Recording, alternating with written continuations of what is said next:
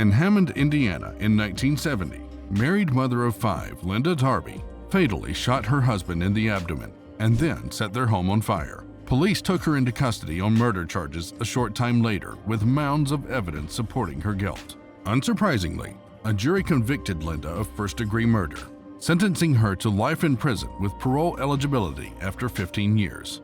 In 1972, 2.5 years after the murder and a year following her conviction, Linda escaped from the Indiana women's prison by climbing the 10-foot wall as she returned from the recreational area. Guards noticed her absence during head count later that evening. Linda maintained her freedom for the next 35 years. Apprehended in 2007 after a fugitive apprehension detective reopened her case. Pulaski, Tennessee resident Linda McElroy had lived in the small town with her husband and kids for over 30 years when Indiana police called and told them they believed she was an escaped convict.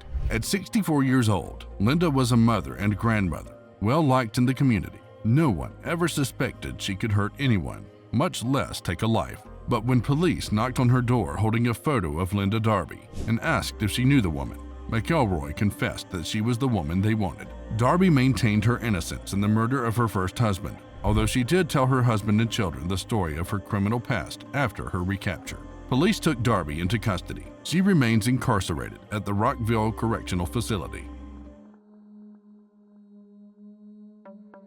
George Savas is perhaps the highest-profile inmate to escape from a New South Wales jail in the past 20 years. Savas was jailed for 25 years in March 1990 for conspiring to import 80 kilograms of heroin to Sydney. Cashed up and with only one thing he desperately wanted, he appears to have immediately begun planning how he could cut short his term. In mid-1996, Savas was in Goulburn, having been shifted from Maitland when an escape plot was discovered the previous year.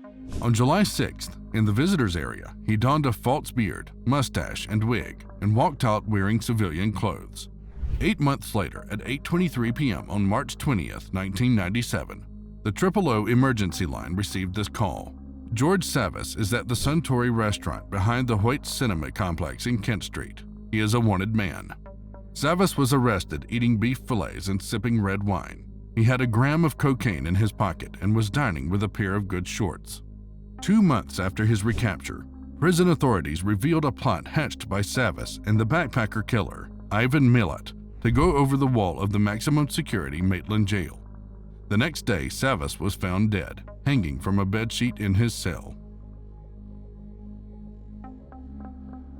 The prison was the notorious penitentiary at Port Arthur in Tasmania. This place started off as a penal colony where Brits who had acted badly ended up if, indeed, they survived the long journey across the ocean.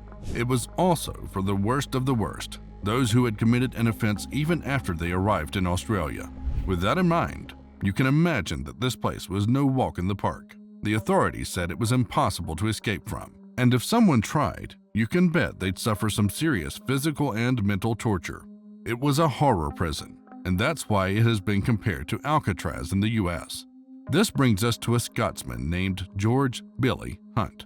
He was transported to Australia and ended up at Port Arthur for the offense of stealing a handkerchief.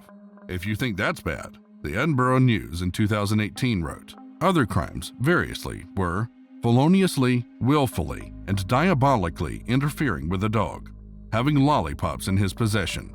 We don't know much more about Billy Hunt, but we do know that he attempted to escape the only way possible, which was through a mass of land nicknamed the Neck. To do that, he needed a disguise since the place was crawling with armed guards and vicious dogs. So Hunt killed a kangaroo and got inside the skin. He then hopped out of the prison and into the Neck. That's pretty clever, but let's just say he hadn't thought much about what would happen next. It seems the guards saw this kangaroo, and thinking it was a real living animal, they got their guns ready to shoot it. Hunt saw this and got out of the suit and put his hands up. A report stated, Hunt was dressed as a kangaroo and was attempting to hop to freedom, only to be shot at by rationed soldiers who had grown hearty kangaroo stews. Hunt was charged with absconding and given 150 lashes of the whip. The moral of the story is if you're going to escape inside a dead animal, make sure it's one that humans don't hunt and eat. Walking down the corridors of Abashiri Prison Museum in Hokkaido, a life-size mannequin suddenly grabs your attention overhead. It's of a man wearing only white underwear attempting to escape.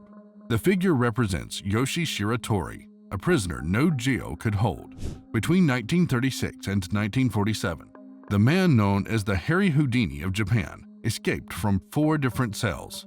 Shiratori was born in Aomori Prefecture on July 31, 1907. Determined to pay off his father's debts, Shiratori got a job on a Russian ship catching crabs when he was 18. A few years later, he tied the knot and had a child, but was soon in financial trouble. Shiratori turned to gambling and stealing to raise funds and quickly became addicted. On April 3, 1933, he was part of a group of thieves that robbed a merchandise dealer's storehouse in Higashitsugaru. The adopted son of the owner was then stabbed to death after chasing 2 of the perpetrators out of the building. Shiratori reportedly handed himself in 2 years later when one of his acquaintances was arrested. Though he denied the murder charge, the police allegedly beat and tortured him to get him to confess. Transferred to Aomori prison, Shiratori often complained about the abhorrent conditions and the inhumane way he was treated by the guards. They responded to his complaints by punishing him even more. As the abuse continued, he studied their movements. In the morning, there was always a 15-minute gap in the patrol time. This was his short window of opportunity to get out of there. He decided to make his move in June 1936. Using a metal wire that had been wrapped around a bucket used for bathing, he picked his cell lock and escaped through a cracked skylight. Passing guards assumed he was still sleeping, as he'd placed floorboards inside his futon. While Shiratori was highly skilled at escaping, he wasn't so proficient at evading capture. Caught stealing supplies from a hospital, he was rearrested just 3 days after the jailbreak. Handed a life sentence, he was eventually transferred to Akita prison. Here he was treated even worse than before and started plotting his second escape. It wouldn't be easy though, as he was handcuffed at all times and placed in a cell specially designed to deter escape artists with high ceilings and a small skylight. Taking up the challenge, Shiratori regularly got out of his handcuffs and scaled the smooth copper wall to pry away at the rotting wood framing of the skylight. He then waited for a stormy night to go out of the window so his footsteps wouldn't be heard on the roof.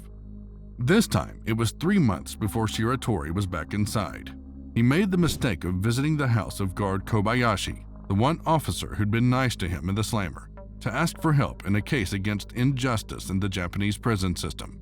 Kobayashi, though, called the police, and Shiratori was sent to Hokkaido's notorious Abashiri prison, a place no inmate had ever escaped from. Exposed to the extreme cold while being forced to wear summer garments, he was placed in specially made hand and leg cuffs. Every morning he spat miso soup on the cuffs and the frames of the narrow food slot on his cell door. The salt content oxidized the screws, leading to corrosion.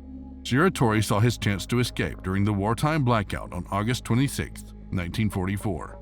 Remarkably, he dislocated his shoulders to squeeze out of the tiny food slot. Following the most audacious of prison breaks, Shiratori headed to the snowy mountains, staying in an abandoned mine. After 2 years living off nuts, berries, and wildlife, he headed to a nearby village and learned of Japan's surrender. He then stole some tomatoes, which led to an altercation with a farmer, who he ended up killing. Shiratori claimed it was self-defense, but was this time sentenced to death. At Sapporo prison, he had 6 guards surveilling him, with very high walls and windows smaller than his face. They didn't feel the need for handcuffs. However, as they focused too much on potential ceiling escapes, they forgot about the floor. Shiratori also tricked them by regularly looking up. As they slept, he used miso soup bowls to dig a tunnel, keeping the dirt in a small pocket under the floorboards. Unbelievably, he'd done it again.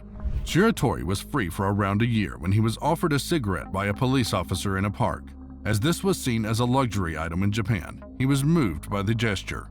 It was at that point that he decided to confess to being an escaped convict and was rearrested.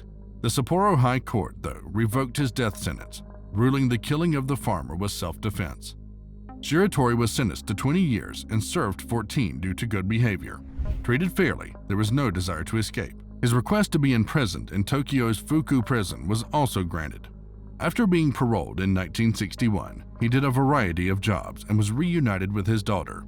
The ex-convict saw out his final days in Aomori before dying of a heart attack in 1979. He was 71. Carlos Garcia, a convicted killer, attempted to escape from a southeast New Mexico jail in 2012 by breaking a window bar with a razor blade and a popsicle stick, but changed his mind once he got outside. Police said Garcia, 31, told them it took about 5 months to break the bar on his cell window at the Lea County Correctional Facility in Hobbs, where more than 1,200 inmates are housed. He also used plastic, newspaper, and more popsicle sticks to fashion a fake window to make it look like the real window was still there. In the 14 years that I've been here, we've never had an incident like that here, said Officer Mike Stone of the Hobbs Police Department. A guard found Garcia outside on an early summer morning. He initially claimed he didn't know how he got there. Officer Stone said that Garcia admitted that sometimes he does crazy things, and he kind of acted like he didn't know what he had done. Not long after Garcia confessed he was trying to escape, Garcia later admitted that he broke the 6-foot by 1-foot window in his cell along with the metal bar that went across it. The tools that he said he used was a razor blade on the end of a popsicle stick, and he had worked at it for a while. Police said Garcia then squeezed through the small opening of the window, using bed sheets to propel himself down 2 stories. But once he was out, Garcia said he had second thoughts and climbed back in. Garcia was moved to a maximum security penitentiary later that day in Santa Fe for public safety concerns, Department of Corrections officials said. He was convicted of murder in 2005 for killing 2 young men in 2000. Court records show he was sentenced in 2005 to 2 consecutive life sentences, followed by 55 years for charges including murder, armed robbery, kidnapping, and arson. Garcia claimed he could have made it all the way out if he really wanted to, but police said that's highly unlikely given the additional levels of security he still needed to go through. In January 2009, inmates Regan Reddy, 20, and Tiranara White, 21, who had been booked separately for different crimes on New Zealand's North Island and were handcuffed together for security at Hastings District Court, dashed out of the building and ran for their freedom. You might have thought that having evaded the courthouse guards and made it out of the building, the hard part would be over. However, 2 New Zealand prisoners had not reckoned on a lone lamppost. As Regan Reddy, 20, and Tiranara White, 21, sprinted to freedom, they managed to run on opposite sides of the post, promptly crashing into each other and falling to the floor. The duo made their break earlier this week as they were being taken from their cell to a courthouse in Hastings. They fell over and were sprayed with pepper spray, but they got up and ran out of the court onto the street across the road to a car park, police spokesman Dave Grieg told the Associated Press. That's where they met the pole. It was all over, Rover. Reddy, who had just been given a sentence of more than 2 years for assault, pleaded guilty to escaping from custody and had a month added to his sentence. White, who was in custody for allegedly stealing a car and violating parole, did not enter a plea and is awaiting a psychiatric evaluation. The whole escapade was caught on CCTV and has been released to the public. New Zealand's TV1 News labeled the video one of the worst escape attempts ever seen. It was a desperate bid for freedom that, perhaps with the benefit of hindsight, was always going to be described as rubbish. 2 inmates tried to escape from a Brazilian prison by disguising themselves as bags of garbage to be put out by prison guards. Sidney de Cruz, 24, and Carlos Pereira, 18, hoped to be picked up and thrown outside by staff at the Delegacia de Furtos jail in Curitiba, southern Brazil. But a prison guard foiled the plot after noticing that the plastic bags were shaking, according to Brazil's Terra website. The lag's bid for freedom began after lunch, when leftover food and plastic plates were collected in rubbish sacks. The 2 men, jailed for car theft, climbed into the plastic sacks and put themselves next to the other bags lined up in a corridor for collection. Prison guard Cleverson Mineiro told Brazil's Record TV station, "I was walking past the sacks of rubbish and I noticed something moving. At first I thought there was a rat, but on closer inspection I could see it was 2 inmates disguised as bags."